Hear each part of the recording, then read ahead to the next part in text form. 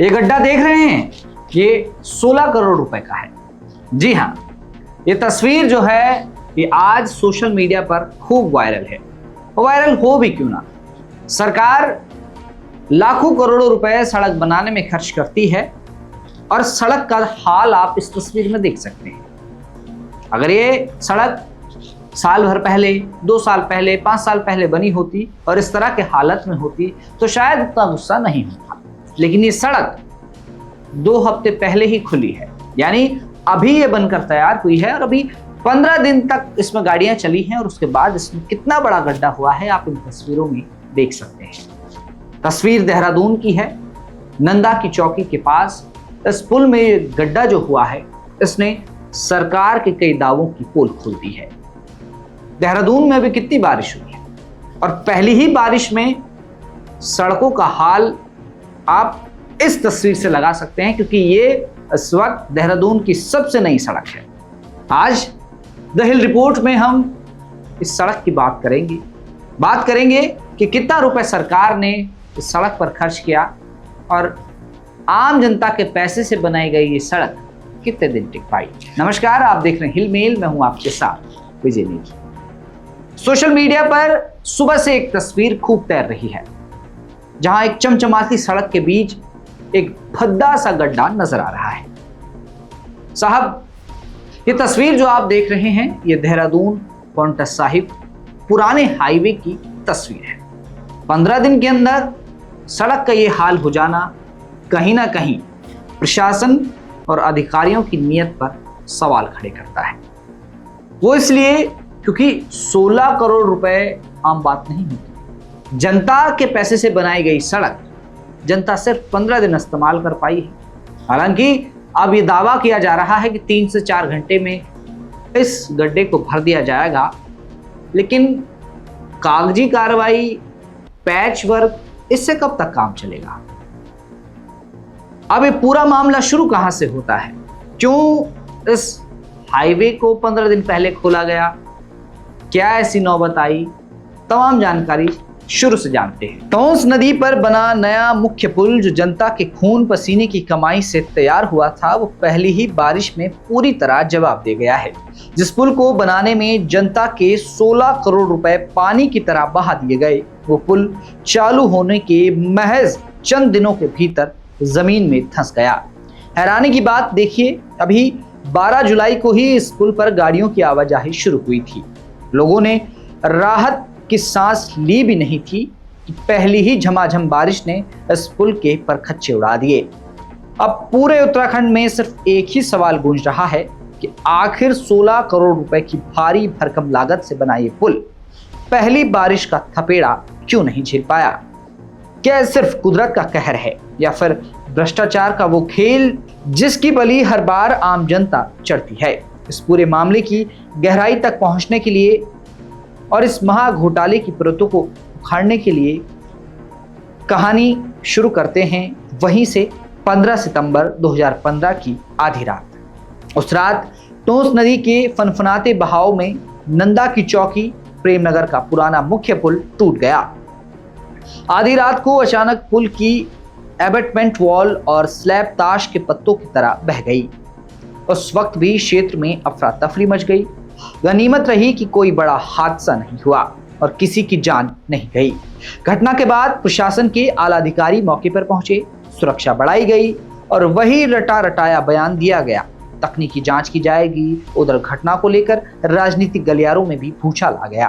कांग्रेस ने सरकार पर सीधा हमला बोला और आरोप लगाया कि कमजोर व्यवस्था, कमीशनबाजी और निर्माण कार्यों की अनदेखी के कारण करोड़ों रुपए की सरकारी परियोजनाएं कुछ महीनों में ही दम तोड़ रही हैं।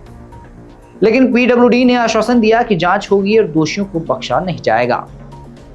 पुराना पुल ढहने के बाद पीडब्ल्यूडी ने क्या किया? उन्होंने एक अस्थायी जुगाड़ निकाला। टोंस नदी के बीच में यूम पाइप डालकर एक कच्ची और अस्थायी पुलिया बना दी।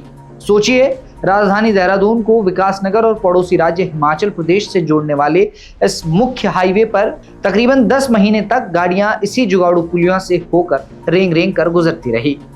धूल, कीचड़ और आए दिन लगने वाला लंबा जाम, आम जनता और राहगीर 10 महीने तक हर दिन इस मुसीबत को झेलते रहे। फिर आया मार्च 2026 का महीना। लंबे इंतजार के बाद मुख्य पुल के पुनर्निर्माण का काम शुरू हुआ।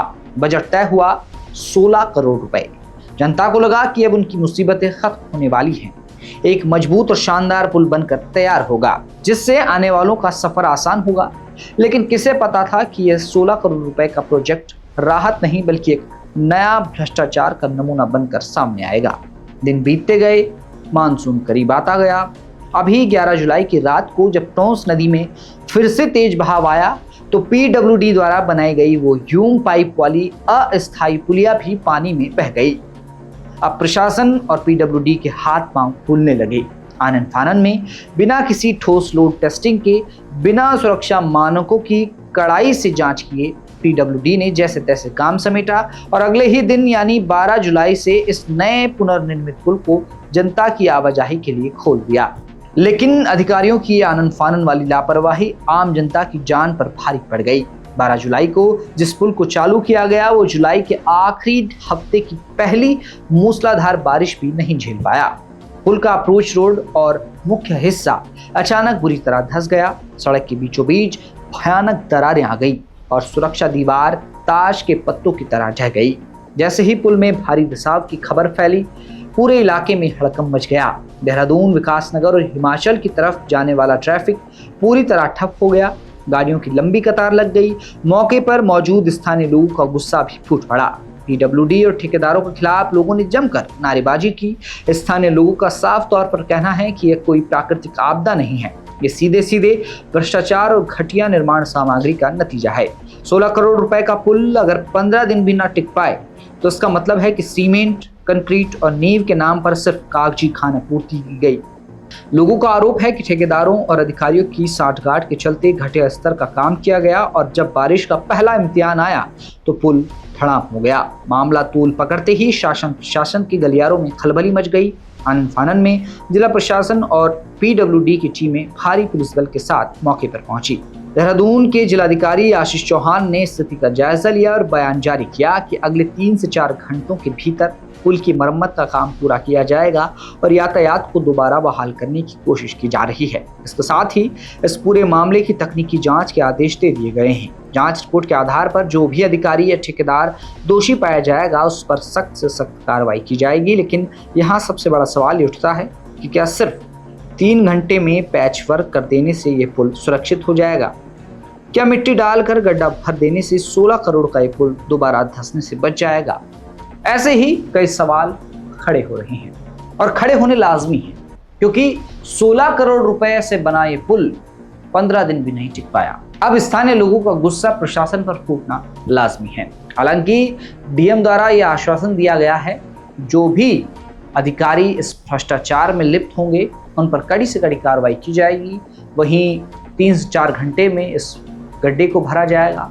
लेकिन क्या इस पैच वर्क से ये पुल मजबूत हो जाएगा या फिर आगे इस तरह की घटनाएं नहीं होंगी? कई सवाल उठते हैं। इस तमाम घटना पर आपका क्या कुछ कहना है? क्योंकि उत्तराखंड की राजधानी देहरादून में इस तरह की घटना का घटना वाकई में चिंता का विषय है। यहाँ की सड़कें जिन्हें अभी हफ्ता भर हुआ है बने, वहाँ इस तरह की तस्वीरें आना प्रशासन पर, अधिकारियों पर कई सवाल खड़े करता है। आप इस पूरे विषय पर अपनी क्या राय रखते हैं कमेंट में जरूर बताइएगा और उत्तराखंड की तमाम खबरों को देखने और जानने के लिए आप देखते रहिए हिलमेल।